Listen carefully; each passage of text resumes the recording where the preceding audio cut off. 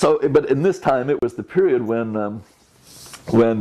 there was quite a bit of thought among the black soldiers that they were being, they were always at the back of the line, except when it was time to charge the enemy, and then they were at the front of the line, and that it wasn't their war anyway. It was, as somebody said, it was white men sending black men to go kill yellow men, and that kind of business. And the Vietnamese started employing this tactic where they would kill the white guys but spare the black guys, and then once that word got out, it really did undercut the effectiveness of the army, because the black soldiers really started questioning in a big way. So here's the story I'm going to tell, which is, how did the Vietnamese ever know to do that tactic? And the story is this.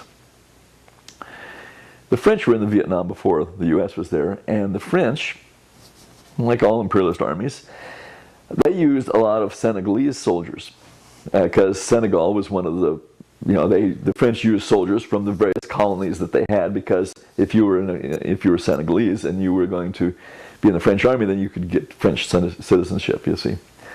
It's kind of like the Americans use, Mexicans. It was the same kind of thing. Well, at any rate, and so this Senegalese soldier, part of the French army, got sent to Vietnam, and he fell in love with a Vietnamese woman and deserted and stayed in Vietnam after the French were defeated and run out of Vietnam. And he went and he lived in a little village somewhere with his wife, his Vietnamese wife, and planned to live happily ever after. But then the Americans came in, and at a certain point the Vietnamese came to him and said, you've chosen Vietnam as your homeland now and everything about it, but you've got military training from the French army, and we want you to help to train our soldiers to go fight for the homeland against the Americans. And he says, okay. He says, and by the way, I'll do one better than that. He said, having understood the racism that he had experienced as an African soldier in the French army,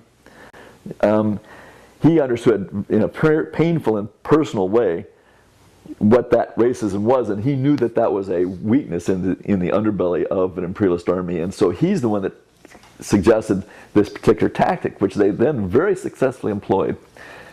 And I know this story only because an African-American writer went to Vietnam and actually met with General Giap and said, I always heard this story, is it true? And General Giap said, yeah, and told him the name of the guy and told him where the guy lived, and he went and actually talked to him. And one of these days he's going to write a book about it, he says. I don't know if he'll ever do it or not, but that's the story, and that's the story of how come the Vietnamese ever decided to start using that particular tactic, which was very effective against the American soldiers.